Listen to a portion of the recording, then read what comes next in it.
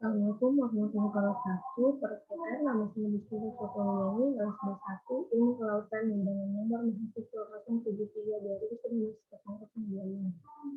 Pada kesempatan kali ini, saya akan memaparkan materi pada mata kuliah ekowisata pesisir dan laut.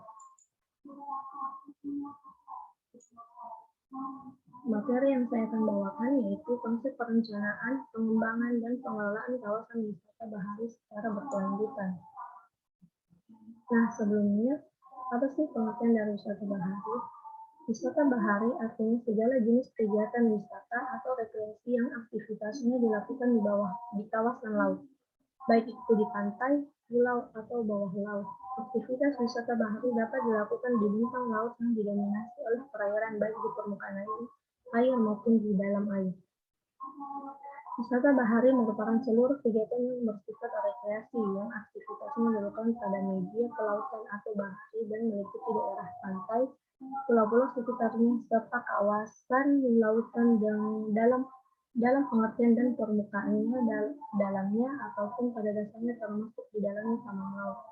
Kegiatan ini misalnya saja seperti bermain di air, jet ski, berenang, speedboat, menyelam, dan kegiatan lain yang menikmati keindahan bawah laut.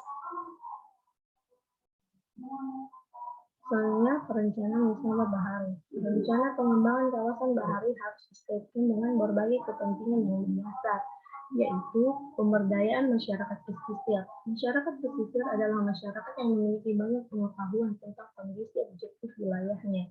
Oleh karena itu, dalam pengembangan kawasan wisata bahari, senantiasa hendaknya dimulai pendekatan terhadap masyarakat setempat sebagai suatu model pendekatan perencanaan partisipatif yang menempatkan masyarakat pesisir memungkinkan saling berbagi, meningkatkan dan menganalisa pengetahuan mereka tentang bahari dan kehidupan pesisir, membuat rencana dan bertindak. Kemudian, konsep pengembangan kawasan wisata bahari.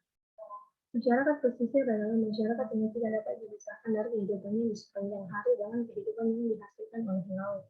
Laut adalah tempat di mana mereka mengelola kehidupannya, mengembangkan kreativitas dan inovasi untuk mengoptimalkan potensi kelautan sebagai bagian yang tidak terpisahkan dari mereka dalam berperan serta baik dalam konservasi lingkungan, pemanfaatan lingkungan, dan pengelolaan lingkungan.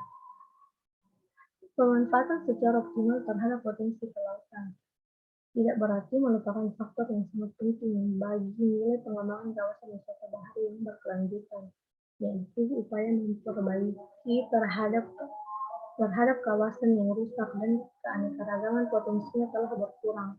Pengembangan kawasan wisata bahari adalah satu bentuk pengelolaan kawasan wisata yang berupaya untuk memberikan manfaat terutama bagi upaya perlindungan dan pelestarian serta pemanfaatan potensi dan jasa lingkungan sumber daya kelautan. Di lain pihak, masyarakat dapat merasakan manfaatnya secara langsung pada usaha pariwisata melalui terbukanya kesempatan kerja dan usaha yang pada gilirannya akan mampu meningkatkan pendapatan masyarakat dan pemerintah.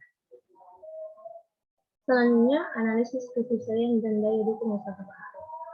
Analisis daya dukung atau carrying capacity analysis, perhitungan daya dukung lokasi wisata bahari seperti penyelaman, snorkeling, rekreasi pantai, dan memancing menggunakan pendekatan standar kenyamanan individu dalam melakukan suatu aktivitas rekreasi. Salah satu cara yang dapat digunakan untuk mengetahui daya dukung kawasan adalah dengan mengacu pada analisis daya dukung yang diformulasi. Selanjutnya, strategi dan tata kelola wisata bahari secara berkelanjutan.